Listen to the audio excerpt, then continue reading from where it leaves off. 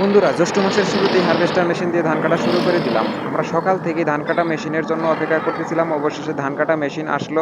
তারপর ধান কাটা শুরু করে দিলাম এবং কি ধান বাড়িতে নেওয়ার জন্য কর্মযজ্ঞ শুরু করে দিলাম।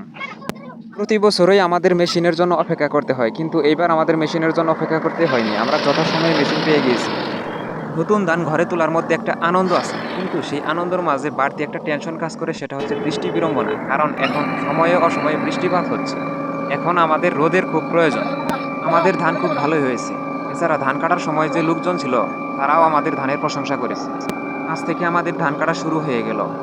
এখন থেকে আমরা কিছুদিন ব্যস্ত থাকব, কিন্তু শত ব্যস্ততার মাঝেও আমি ভিডিও দেওয়ার চেষ্টা করব।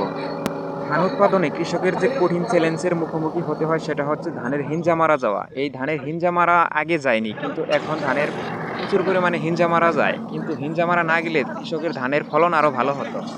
আমি মাথায় বেশি ভার বহন করতে পারি নাই, কিন্তু যতটুকু ধান নিতে পারি ততটুকুই ধান নেওয়ার চেষ্টা করি বাড়িতে। ধান মাথায় করে নেওয়া একটা কষ্টসাধ্য কাজ, কিন্তু কষ্টসাধ্য কাজ হলেও ধানের ফলন ভালো হওয়াতে সেটাকে কষ্ট মনে হয় না। আমি আর বাবা দুজন মিলেই ধানের বস্তাগুলো বাড়িতে নিলাম। আমাদের এখন রোদের খুব প্রয়োজন, কিন্তু বেশ কয়েকদিন ধরে ঠিকমতো রোদ উঠছে না। দিনে কয়েকবার করে বৃষ্টি হচ্ছে। আমাদের এখন অনেক পরিশ্রম করতে হবে, অনেক কাজ করতে হবে, তাই শরীর থেকে অনেক ঘাম বের হয়ে যায়। তাই আমাদের পর্যাপ্ত পরিমাণে পানি পান করতে হবে। আমি বেশ কিছু সময় কাজ করার পর ক্লান্ত হয়ে গিয়েছি। তাই কিছুক্ষণ একটু রেস্ট নিয়ে তারপর লেবুর শরবত খাওয়ার জন্য চেষ্টা করছি। প্রচণ্ড গরম এবং অধিক পরিশ্রমের ফলে শরীর থেকে যে ঘাম বের হয়ে যায়, লেবুর শরবত খাওয়ার পরে সেইটি পূরণ হয়ে যায় এবং শরীর সবল রাখে। তাই আমি নিজেই বিট লবণ দিয়ে লেবুর শরবত তৈরি করে নিলাম এবং খেয়ে নিলাম। লেবুর শরবত ছাড়াও শরীর অধিক দুর্বলের জন্য আপনারা স্যালাইন খেয়ে নিতে পারেন।